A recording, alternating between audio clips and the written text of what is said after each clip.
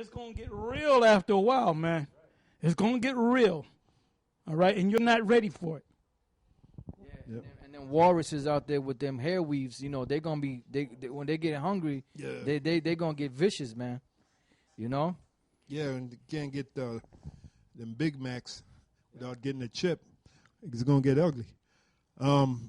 Going back to the New American, it says, so begins an article by writer Mark Slavo about how human implanted microchips won't just be popular in the future. Notice he said won't just be popular, because the popularity of this chip is taking off. Yep.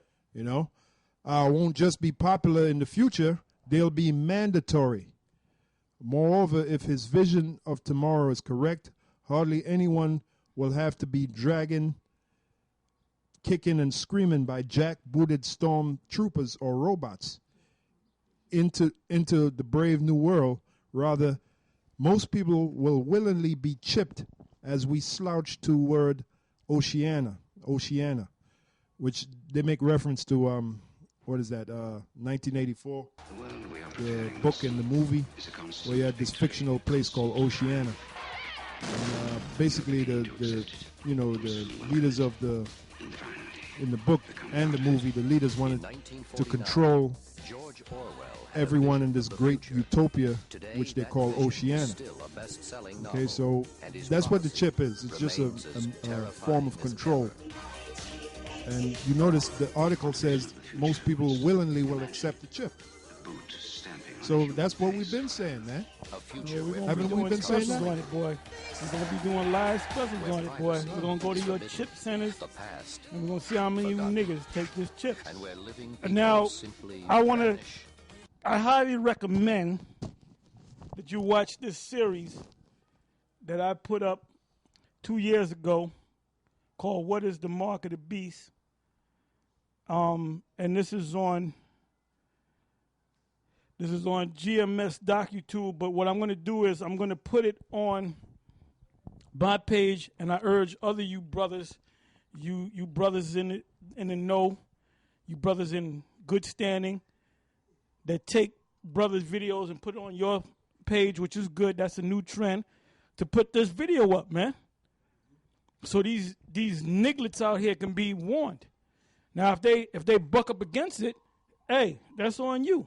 It's going to get real out here, my man. It's going to get real. The end of the world is not going to come unless this thing, this chip thing, prophecy come to pass. The mark of the beast come to pass.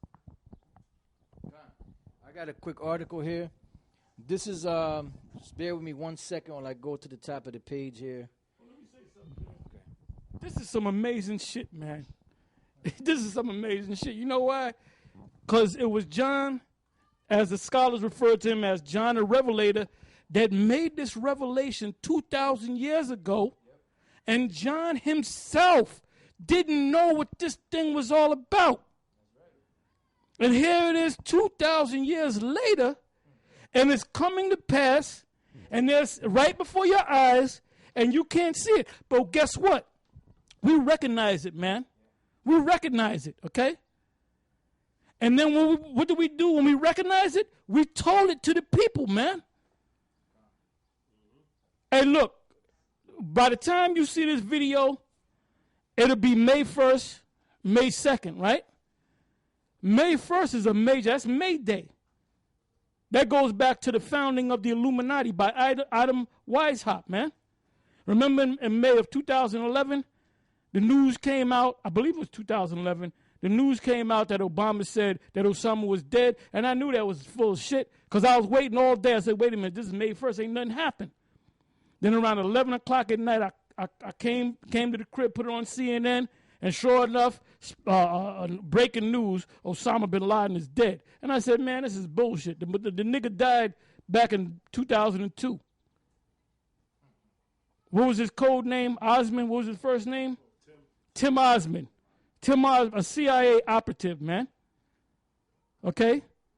He died of 02, I think it was 02, of, what was it? Was it kidney failure? I think it was kidney failure. Yeah, he was on dialysis and all that.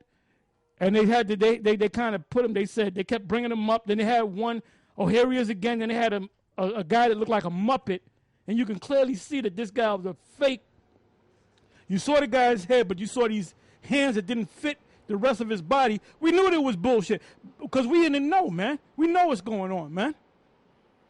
So now what your eyes should be on is what's going to happen 2016, May 1st. What's going to happen? Is anything going to happen, take place? Or maybe nothing's going to happen, but something's going to happen behind the scenes. You know, some form of legislation. And it always happens on May 1st. See, everything's coming together right now. Reality is hitting you, getting ready to hit you dead in the face. And the ones of you that are not in the know, you're going to be taken by it. The ones of you that are in the know, you're going to know what to do. And the rest of you are going to bug out. This is Ezekiel 3:17. Son of man, I have made thee a watchman unto the house of Israel. Therefore hear the word at my mouth and give them warning from me. You know, and that's pretty much what we're doing. Now, this is a website called from rents.com. It says, the microchip agenda. Would you like a chip to go with that hot dog? This is written back in August of 2005. And I just want to go down here. I didn't read the whole article. I just skimmed through it. And I found something a little interesting right here. So I'm going to read this for you. It says, the surveillance society is upon us, and the microchip implant is merely one aspect of this evil agenda. The surveillance cameras are sprouting up everywhere around us by the thousands. The problem here is that everything is laid bare in which anyone can have evidence fabricated against them. And everything that appears as part of the stored data in the microchip coincidentally meets the criteria of acceptable judicial evidence. Combine this with a Star Chamber secret tribunal for those branded enemies of the state by the occupied shadow government, and the potential for abuse will be too much to avoid for those whose usual operational code of conduct is criminal behavior by default. Royalty has been chipped. One now needs to be chipped to gain entry to the exclusive VIP clubs. The microchip is being turned into a fashion statement. Our pets need to be chipped, and so do our children. Celebrities are getting chipped. Computer geeks are calling them wet wire. We have gone from credit cards to smart cards with their own chip. We belong to shoppers clubs, and for doing so, we get an artificial discount. Being chipped means we can leave both our wallet and our money at home. We can drink ourselves blind at a local nightclub, and we no longer have to worry about losing our identification. When we get chipped, we will be envied by our friends and family. We will be the early adopters, the ones who stood at the front of the line. And pretty much that's what they do. You know, they like when somebody gets a brand new car, you know, in the neighborhood, everybody's envious of them. Or when somebody gets a new house, everybody's envious of them and they want to emulate that person. That's what they're going to push this thing out as. Oh, the Jacobs family. I forgot what the news network broadcast that. They had a family in Florida by the name of the Jacobs family. So-called Jews who got the chip, and they made a big deal about it. You know, the Jacobs family. And that was way back in 2002, I believe, if I'm not mistaken. Anyway, I got some news here. This is